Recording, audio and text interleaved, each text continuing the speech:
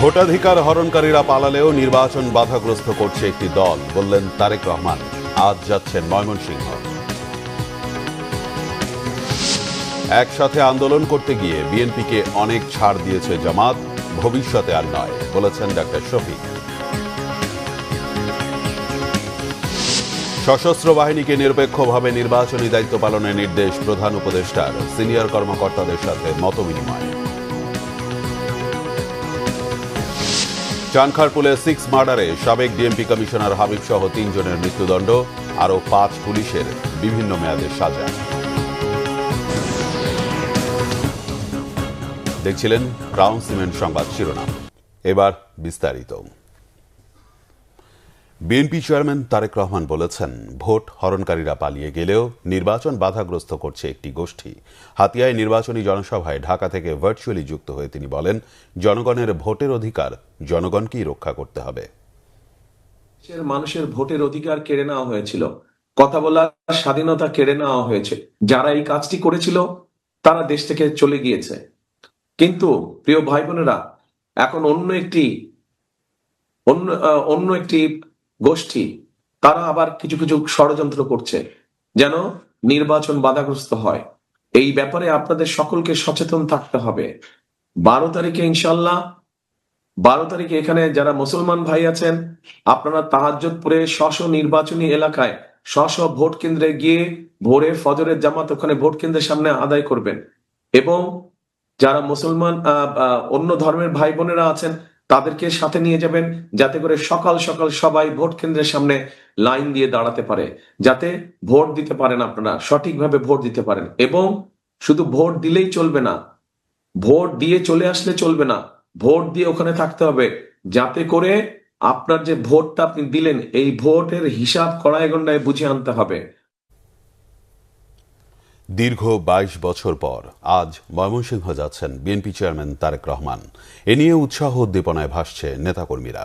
ব্যাপক প্রস্তুতি ময়মনসিংহ উত্তর দক্ষিণ জেলা ও মহানগর বিএনপির। সার্কিট হাউস মাঠের জনসভা স্থল পরিদর্শন করেছেন কেন্দ্রীয় ও স্থানীয় নেতারা। ময়মনসিংহ থেকে অমিত রায়ের তথ্য ছবিতে বিস্তারিত।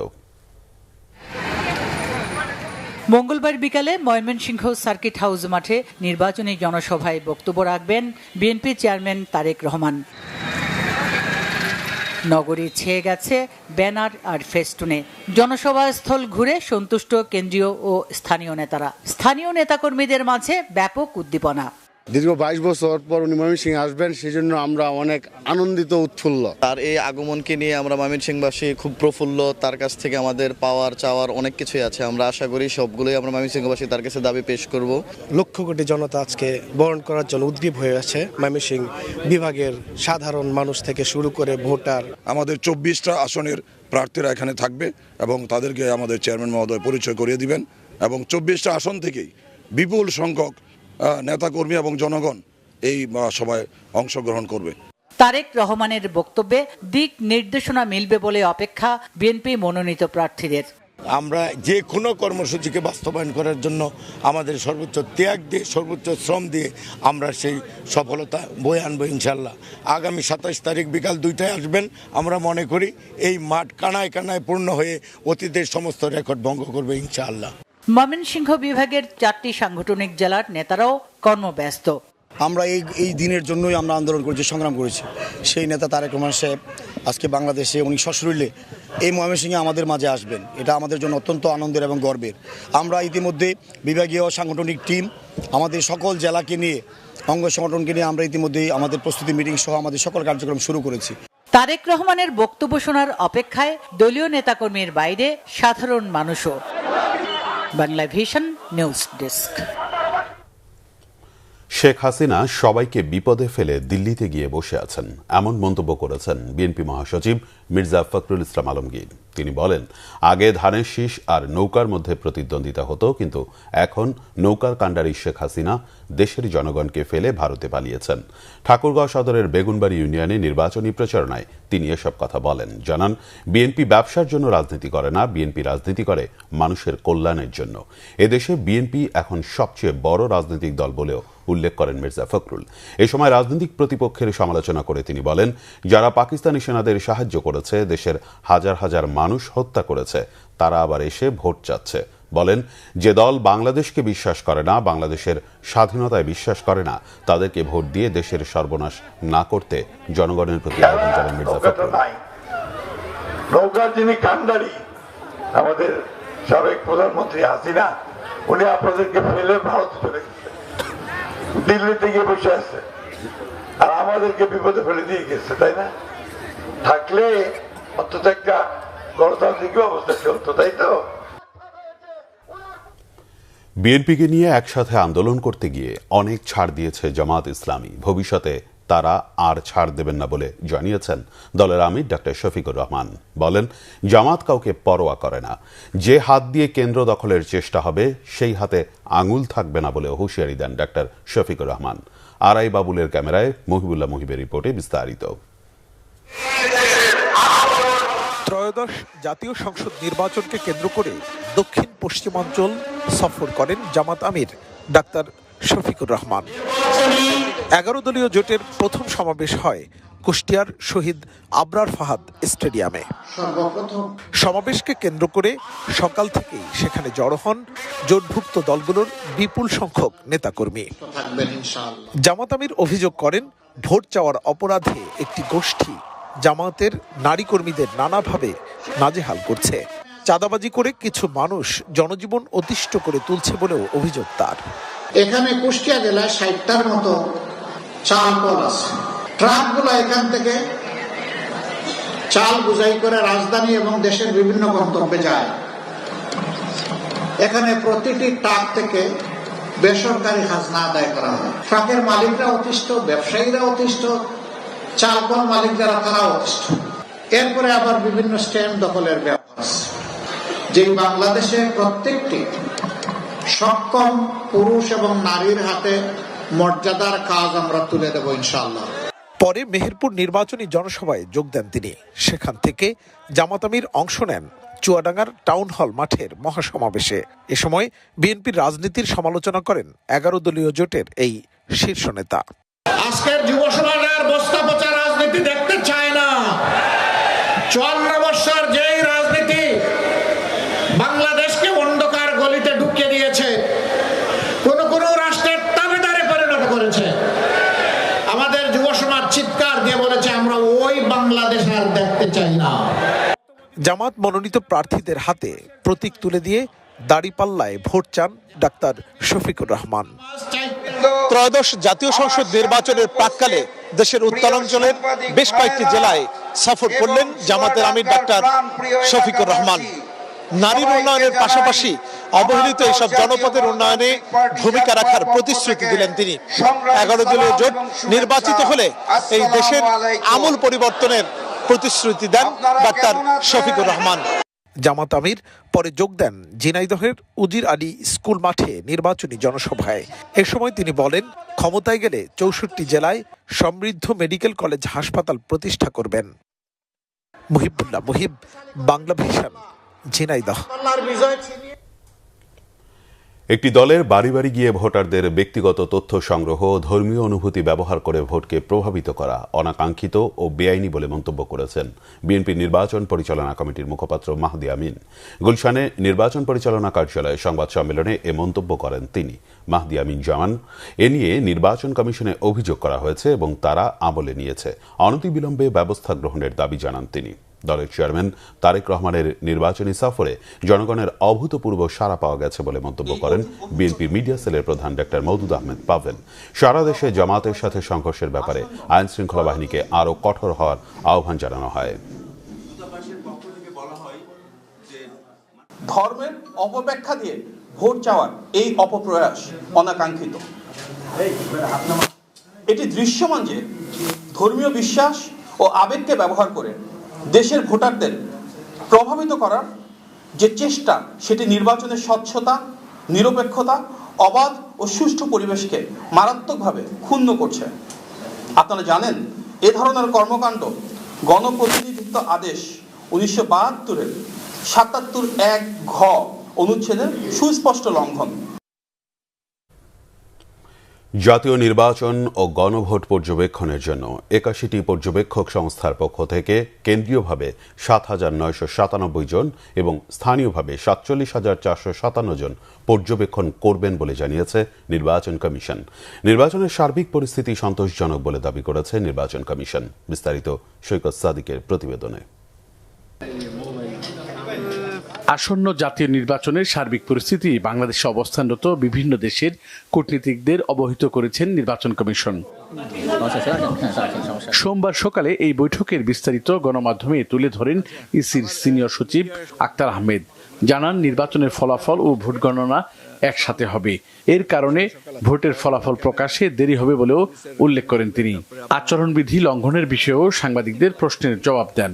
আচরণবিধি ভঙ্গের বিষয়টা আপনারা ৩০০ কনস্টিটিউয়েন্সিতে ৩০০টা electoral enquiry and adjudication committee আছে, তাদেরকে বলেন, তাদেরকে আপনারা বলেন, রিটার্নিং অফিসারের কাছে বলেন, with a copy to us.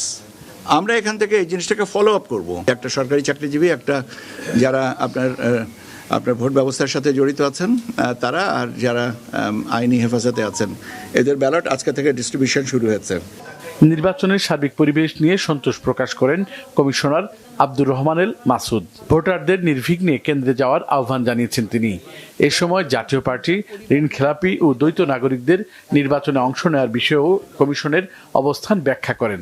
কোনো পার্টির নাম উল্লেখ না করে আমি বলি, বাংলাদেশে বর্তমানে যে সমস্ত দল তাদের রেজিস্ট্রেশন বহাল আছে, প্রত্যেকের জন্য সমান সুযোগ আমরা সৃষ্টি করেছি এবং তাদের উপর কোনো বাধা, যেহেতু আইনি বাধা নেই, তারা নির্বিঘ্নে নির্বাচনে অংশগ্রহণ করতে পারবে। আমরা খুব আশাবাদী যে এই পর্যন্ত যত পরিবেশ দেখেছি, আমি মনে করি পরিবেশ অনেক ভালো আছে এবং আমরা সুষ্ঠু নির্বাচন সবাই লক্ষ্য করবেন। এদিকে জামায়াতের পক্ষ থেকে নির্বাচনী প্রচারণায় বাধা, হুমকি সহ নানা অভিযোগ সিইসির কাছে তুলে ধরেন দলটির প্রতিনিধিরা। প্রতিটি কেন্দ্রে সিসি ক্যামেরা স্থাপনের দাবি তাদের। যে একটি দলের পক্ষ থেকে আমাদের নারী কর্মীদের উপর মারাত্মক ধরনের আচরণ করা হচ্ছে, যেটি একটা উদ্বেগ এবং উৎকণ্ঠা তৈরি করেছে। আমরা ইসিকে বলেছি, নির্বাচন কমিশনকে আমরা অনুরোধ জানিয়েছি এই ব্যাপারে ওনারা যাতে প্রয়োজনীয় পদক্ষেপ, রিটার্নিং অফিসার, আইন শৃঙ্খলা বাহিনী সহ যারা আছেন মাঠে কাজ করে, তারা যাতে সেই ভূমিকা পালন করেন। সৈকত সাদিক, বাংলা ভিশন, ঢাকা। আসন্ন নির্বাচনকে অংশগ্রহণমূলক, শঙ্কামুক্ত ও সুষ্ঠুভাবে সম্পন্ন করতে নির্দেশ দিয়েছেন প্রধান উপদেষ্টা ডক্টর মোহাম্মদ ইউনূস। এজন্য সশস্ত্র বাহিনীকে পেশাদারিত্ব, নিরপেক্ষতা এবং আন্তঃপ্রাতিষ্ঠানিক সমন্বয়ের মাধ্যমে দায়িত্ব পালন করতে তাগিদ দিয়েছেন তিনি। জাতীয় সংসদ নির্বাচন ও গণভোট উপলক্ষে ঢাকা সেনানিবাসে সশস্ত্র বাহিনীর ঊর্ধ্বতন কর্মকর্তাদের সাথে মতবিনিময় অনুষ্ঠানে প্রধান উপদেষ্টা এসব নির্দেশনা দেন। এতে আসন্ন জাতীয় সংসদ নির্বাচন ও গণভোট ঘিরে দেশের সার্বিক নিরাপত্তা পরিস্থিতি, আইন শৃঙ্খলা রক্ষা এবং সশস্ত্র বাহিনীর সম্ভাব্য দায়িত্ব ও প্রস্তুতি নিয়ে আলোচনা হয়। এ সময় নির্বাচনকালীন শান্তিপূর্ণ পরিবেশ নিশ্চিতে প্রয়োজনীয় দিক নির্দেশনাও দেন প্রধান উপদেষ্টা। সভার শুরুতে দেশের বিভিন্ন প্রয়োজনে সশস্ত্র বাহিনীর গৌরবোজ্জ্বল ও দায়িত্বশীল ভূমিকার কথা উল্লেখ করেন প্রফেসর ইউনূস। দীর্ঘ সময় ধরে ধৈর্য ও পেশাদারিত্বের সাথে দেশের আইন শৃঙ্খলা বজায় রাখার জন্য সশস্ত্র বাহিনীর প্রতি ধন্যবাদ ও কৃতজ্ঞতা জানান। এর আগে প্রধান উপদেষ্টা ঢাকা সেনানিবাসে পৌঁছলে তাকে স্বাগত জানান তিন বাহিনীর প্রধানরা। প্রচারণা শুরুর পঞ্চম দিনে ঢাকার বিভিন্ন আসনে ব্যাপক গণসংযোগ করেছেন বিএনপি মনোনীত সংসদ সদস্য প্রার্থীরা। সন্ধ্যায় পল্টনে ব্যবসায়ীদের সাথে মতবিনিময় করেন ঢাকা ৮ আসনে বিএনপির প্রার্থী মির্জা আব্বাস। এ সময় তিনি বলেন, একটি গোষ্ঠী নির্বাচনে জিততে পারবে না জেনে ভোটের দিন বিশৃঙ্খলা করতে পারে। এদিকে রাজধানীর সূত্রাপুর এলাকায় নির্বাচনী প্রচারণা গণসংযোগ করেছেন ঢাকা ৬ আসনের প্রার্থী ইশরাক হোসেন। মিরপুরে বিভিন্ন এলাকায় গণসংযোগ করেছে ঢাকা ১৬ আসনের প্রার্থী আমিনুল হক। বিস্তারিত শুভ মাহফুজের রিপোর্টে। ত্রয়োদশ সংসদ নির্বাচনের প্রচারণার পঞ্চম দিন সোমবার রাজধানীর শান্তিনগর, বিজয়নগর ও পল্টন এলাকার ব্যবসায়ীদের উদ্যোগে আয়োজিত প্রয়াত দেশনেত্রী বেগম খালেদা জিয়ার মাগফিরাত কামনা দোয়া মাহফিলে অংশ নেন ঢাকা ৮ আসনের প্রার্থী মির্জা আব্বাস। এ সময় তিনি বলেন, একটি দল নির্বাচনে জিততে পারবে না জেনেও ভোটের দিন বিশৃঙ্খলা করতে পারে। এজন্য নেতাকর্মীদের সতর্ক থাকার আহ্বান জানান তিনি। ওরা জানে যে ইলেকশনে ওরা জিততে পারবে না, ওরা কি করবে যাতে বিএনপি ভোটাররা ভোট দিতে না পারে, এই জন্য রাস্তা আটকায় রাখবে। লাইন ধরে থাকলে লাইন ছাড়বে না, করতে পারে। তো দয়া করে আপনারা সব দিক খেয়াল রেখে দিনব্যাপী রাজধানীর পুরান ঢাকায় নিজ নির্বাচনী এলাকার অলিগলিতে গণসংযোগ করেন ঢাকা ৬ আসনের বিএনপি মনোনীত প্রার্থী ইশরাক হোসেন। এ সময় ভোটারদের নানা আশ্বাস দেন ইশরাক হোসেন। প্রচারণা নিয়ে সাংবাদিকদের প্রশ্নের জবাবে ইশরাক হোসেন বলেন, সবকিছু শান্তিপূর্ণভাবে হলেও কিছু প্রার্থীর বেফাস ও কুরুচিপূর্ণ বক্তব্যে বাড়ছে অস্বস্তি। অত্যন্ত কুরুচিপূর্ণ, অত্যন্ত বাজে মন্তব্য করেছে। তার উচিত জাতির সামনে দাঁড়িয়ে ক্ষমা চাওয়া, অন্য অথবা সেটা যদি না করে তার দলের উচিত তার বিরুদ্ধে সাংগঠনিক ব্যবস্থা নিয়ে তাকে দল থেকে বহিষ্কার করে তার প্রার্থিতা বাতিল করে দেওয়া। এই ভণ্ডদেরকে যারা ধর্মের নামে চাঁদাবাজি করছে, লুটপাট করছে, বর্তমানে সরকারি থেকে তারা ক্ষমতা ভোগ করে সব জায়গায় দখলদারিত্ব করছে, ব্যাংক দখল করছে, হসপিটাল দখল করছে, আপনার বিভিন্ন ফাইন্যান্সিয়াল ইনস্টিটিউশন দখল করেছে এবং সামনে একটা লেবাস ধরে জনগণকে বোকা বানাচ্ছে, প্রতারণা করছে। এদের বিরুদ্ধে কঠোর ব্যবস্থা নেবে। এই রাজাকার ৭১-এর যারা ঘাতক দালাল আমার মা বোনদের ধর্ষণ করেছে, আমাদের মুক্তিযোদ্ধা ভাইদের হত্যা করেছে, তাদের বিরুদ্ধে বাংলাদেশের জনগণ আগামী ১২ই ফেব্রুয়ারি কঠিন জবাব দিবে ইনশাআল্লাহ। মিরপুর ৬ এলাকায় গণসংযোগ করেন ঢাকা ১৬ আসনে ধানের শীষের প্রার্থী আমিনুল হক। গণসংযোগ চলাকালে মিরপুর এলাকার গ্যাস, পানি ও ভাঙা রাস্তা সংস্কারের দীর্ঘমেয়াদী পরিকল্পনার কথা তুলে ধরেন তিনি। ১২ তারিখ ভোট কেন্দ্রে যাবেন, ধানের শীষে ভোট দিবেন। এ সময় ডাকসু নিয়ে জামাত নেতার আপত্তিকর মন্তব্যের প্রতিক্রিয়াও জানান আমিনুল হক। জামাতের প্রার্থী যারা, তারা ক্ষমতার মোহে পড়ে তারা কাণ্ড জ্ঞানহীন মতো কথাবার্তা বলছে এবং তাদের এই কথাবার্তার লাগাম টানা উচিত, কারণ দেশের জনগণ আগামী ১২ই ফেব্রুয়ারি ভোটের মাধ্যমেই তাদেরকে জবাব দিবে ইনশাআল্লাহ। এদিকে রাজধানীর ভাটারা এলাকায় দেশনেত্রী বেগম খালেদা জিয়ার মাগফিরাত কামনায় দোয়া মাহফিলে অংশ নেন ঢাকা ১১ আসনে বিএনপি মনোনীত প্রার্থী ডক্টর এম এ কাইয়ুম। এ সময় তিনি বলেন, ৭১ সালে যারা দেশের বিরুদ্ধে অবস্থান নিয়েছিল, ভোট দেওয়ার আগে তাদের ইতিহাস বিচার করে জনগণকে সিদ্ধান্ত নিতে হবে। শুভ মাহফুজ, বাংলা ভিশন, ঢাকা।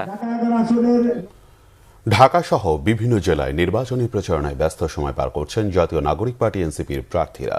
সোমবার সকালে ১০ দলীয় জোটের পক্ষে এনসিপি মনোনীত ঢাকা ১৮ আসনের প্রার্থী ও দলের সিনিয়র যুগ্ম আহ্বায়ক আরিফুল ইসলাম রাজধানীর খিলক্ষেত থানার ডুমনি নূরপাড়া এলাকায় একটি এতিমখানা পরিদর্শন ও গণসংযোগে অংশ নেন। এ সময় তার উপর হামলা হয়েছে বলে অভিযোগ করেন তিনি। এদিকে ঢাকা মেডিকেল কলেজ হাসপাতাল এলাকায় নির্বাচনী গণসংযোগ ও প্রচারণায় অংশ নেন ঢাকা ৮ আসনে এনসিপির প্রার্থী নাসিরউদ্দিন পাটোয়ারি। পুরাতন বন্দোবস্ত টিকিয়ে রাখতে সর্বোচ্চ চেষ্টা চলছে জানিয়ে তিনি গণভোটে হ্যাঁয়ের পক্ষে ভোট চান। অভিযোগ করেন, একটি দল হামলা করে নির্বাচন ভণ্ডুলের চেষ্টা করছে। আরিফুল ইসলাম আদিবের উপরে একটু আগে হামলা হয়েছে, আমরা এই হামলার তীব্র নিন্দা জানাই। আগে আওয়ামী লীগ হামলা করত, এখন বিএনপি হামলা করা শুরু করে দিয়েছে। হামলা মামলা করে জাতীয় নির্বাচন বানচাল করা যাবে না, যাবে না। জুলাই গণ অভ্যুত্থানে চানখারপুলে ৬ জনকে হত্যা মামলায় ডিএমপির সাবেক কমিশনার হাবিবুর রহমান হাবিব, যুগ্ম কমিশনার সুদীপ কুমার চক্রবর্তী, রমনার সাবেক অতিরিক্ত উপ পুলিশ কমিশনার শাহ আলমের মৃত্যুদণ্ডের রায় দিয়েছে আন্তর্জাতিক অপরাধ ট্রাইব্যুনাল ১। সোমবার বিচারপতি গোলাম মুর্তজা মজুমদারের নেতৃত্বাধীন ৩ সদস্যের আন্তর্জাতিক অপরাধ ট্রাইব্যুনাল ১ এ রায় দেন। রায়ে মৃত্যুদণ্ডপ্রাপ্তদের সম্পত্তি বাজেয়াপ্তের নির্দেশও দেওয়া হয়েছে। এছাড়া রমনার সহকারী কমিশনার ইমরুল হাসানকে ৬ বছর, পরিদর্শক আরশাদকে 4 বছর, কনস্টেবল সুজন, ইমন ও নাসিরুলকে 3 বছরের কারাদণ্ড দেওয়া হয়। অপরাধ প্রমাণ হওয়ার পরও সাজা কম দেয়ায় দণ্ড বাড়ানোর জন্য আপিল করা হবে বলে জানান চিফ প্রসিকিউটর তাজুল ইসলাম। আসামি পক্ষের আইনজীবীরাও রায়ের বিরুদ্ধে আপিল করার কথা জানিয়েছেন। তবে এ রায়ে ক্ষুব্ধ প্রতিক্রিয়া ব্যক্ত করেন নিহত কয়েকজনের স্বজন। তাদের দাবি, ন্যায় বিচার হয়নি। রায় বাংলাদেশ টেলিভিশন সরাসরি সম্প্রচার করে। মিরসরাইয়ে বাতিল হওয়া ভারতীয় ইকোনমিক জোনের প্রায় ৮৫০ একর জমিতে ডিফেন্স ইন্ডাস্ট্রিয়াল পার্ক তৈরি করবে সরকার। প্রধান উপদেষ্টার সভাপতিত্বে বেজার গভর্নিং বডির সভায় এ বিষয়ে নীতিগত সিদ্ধান্ত হয়েছে। রাজধানীর ফরেন সার্ভিস একাডেমিতে ব্রিফিংয়ে বাংলাদেশ অর্থনৈতিক অঞ্চল কর্তৃপক্ষের নির্বাহী চেয়ারম্যান চৌধুরী আশিক মাহমুদ বিন হারুন জানান, বাংলাদেশের সাথে সৌহার্দ্যপূর্ণ সম্পর্ক রয়েছে এমন দেশগুলোর বিনিয়োগ নিয়ে আলোচনা চলছে। এছাড়াও চট্টগ্রামের আনোয়ারায় একটি ফ্রি ট্রেড জোনের বিষয়ে সিদ্ধান্ত হয়। এর ফলে কাস্টমসের বাধ্যবাধকতা থাকবে না। দেশি বিদেশি যে কেউ ইম্পোর্ট করার পাশাপাশি এখান থেকে রি ইম্পোর্টও করতে পারবে। এজন্য 8টি আইন ও বিধিমালা পরিবর্তন করতে হবে। সরকার রোডম্যাপ তৈরি করছে, আগামী সরকার কাজ শুরু করতে পারবে বলে তিনি আশা প্রকাশ করেন। বিডার চেয়ারম্যান জানান, এফডিআই আনতে ভূমিকা রাখলে প্রবাসীদের ক্যাশব্যাক সুবিধা দেওয়ার সিদ্ধান্ত হয়েছে।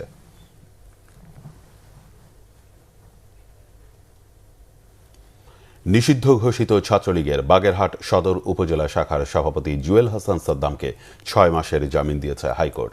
সদ্য স্ত্রী ও 9 মাস বয়সী সন্তান হারানো সাদ্দামকে মানবিক বিবেচনায় এই জামিনের আদেশ দেওয়া হয়েছে। সোমবার বিচারপতি JBM হাসান ও বিচারপতি আজিজ আহমেদ ভুইয়ার হাইকোর্ট বেঞ্চ এই আদেশ দেয়। আদালতে সাদ্দামের পক্ষে শুনানি করেন অ্যাডভোকেট সাইদ আহমেদ রাজা। তিনি বলেন, আদালত মানবিক বিবেচনায় সাদ্দামকে জামিন দিয়েছে। বাগেরহাট সদর উপজেলা ছাত্রলীগের সভাপতি জুয়েল হাসান সাদ্দাম বর্তমানে একাধিক মামলায় কারাগারে বন্দী। গত 5 আগস্ট আওয়ামী লীগ সরকারের পতনের পর গোপালগঞ্জ থেকে গ্রেফতার হন সাদ্দাম। এরপর থেকে তিনি যশোর কেন্দ্রীয় কারাগারে বন্দী আছেন।